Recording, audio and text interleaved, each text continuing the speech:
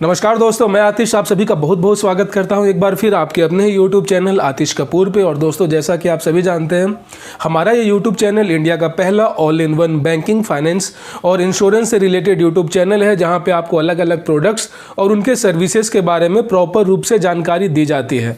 और दोस्तों, हमारा आज का जो वीडियो है काफ़ी इंपॉर्टेंट होने वाला है उन सभी लोगों के लिए जो कि एक रोजगार का अवसर तलाश रहे हैं या फिर वो बहुत दिन से प्लानिंग कर रहे थे कि वो किसी बैंक के ग्राहक सेवा केंद्र मतलब कि कस्टमर सर्विस पॉइंट का एक फ्रेंचाइजी लेकर जो है अपना खुद का कारोबार शुरू करें, खुद तो नौकरी करें ही और दूसरों को भी रोजगार का जो है अवसर वो प्रदान करें।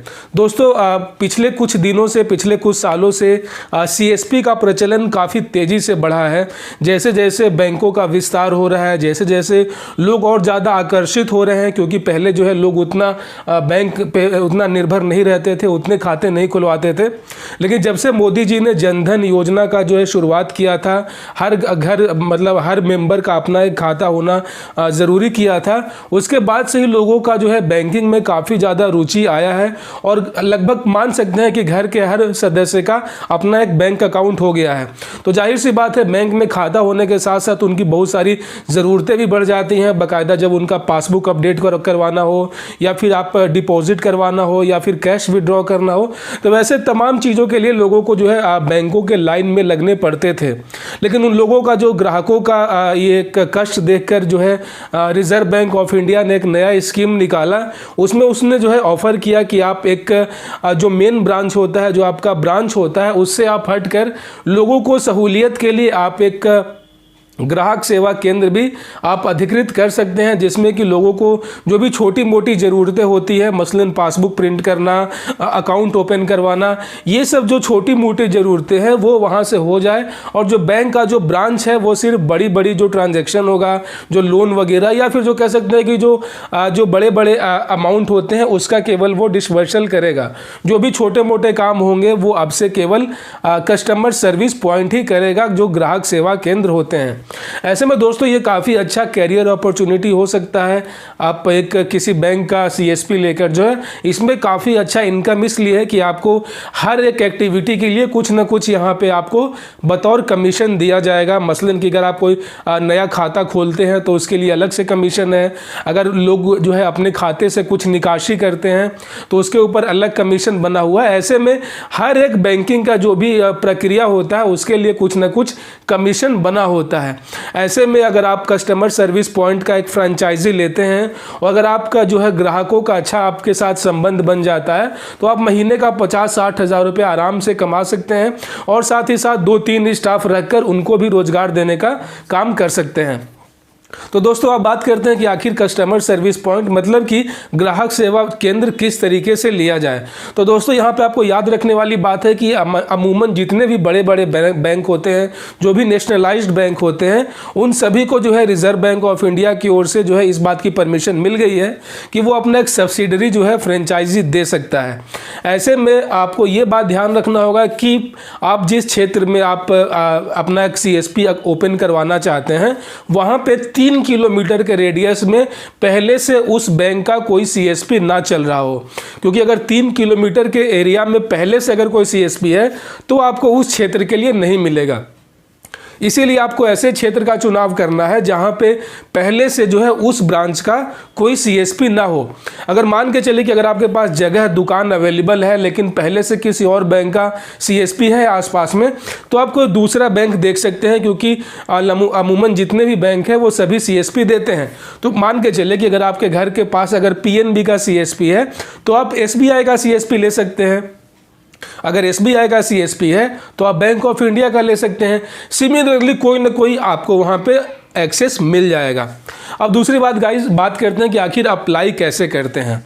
तो दोस्तों, अप्लाई करने का तरीका या तो ऑनलाइन होता है या फिर आप ऑफलाइन कर सकते हैं। ऑनलाइन में काफ़ी ज़्यादा डॉक्यूमेंटेशन लगता है, काफ़ी ज़्यादा आपको टेक्निकली नॉलेज होना चाहिए, तो मैं वो आपको एडवाइस नहीं दूंगा। मैं आपको एडवाइस दूंगा कि आप ऑफलाइन जाएं। और ऑफलाइन जाने का सिंपल काफ़ी तरीका है कि जिस बैंक का भी आप सीएसपी लेना चाहते हैं उसके आप नज़दीकी जो है ब्रांच में जाएँ।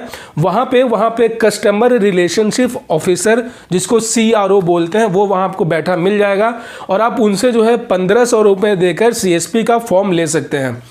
वहाँ पे जो है आप फॉर्म लेने के बाद उसके साथ आपको अपने सारी KYC की प्रक्रिया, साथ ही साथ आपके दुकान का क्षेत्रफल के हिसाब से, और साथ ही साथ आपके पास कितने कंप्यूटर सिस्टम है, इंटरनेट की फैसिलिटी क्या है, प्रॉपर जो है आपको वो फॉर्म भरना होगा और उसके बाद जो है आपको सबमिट करना है। गाइस, सबमिट करने के 15 दिन तक अगर आप शामिल नहीं होता है उसमें, चूँकि काफ़ी रिक्वायरमेंट होती है तो बहुत सारे लोग फॉर्म भरते हैं। ऐसे में जब 2 से ज़्यादा अगर हो जाते हैं तो वहाँ पे लॉटरी सिस्टम निकाला जाता है।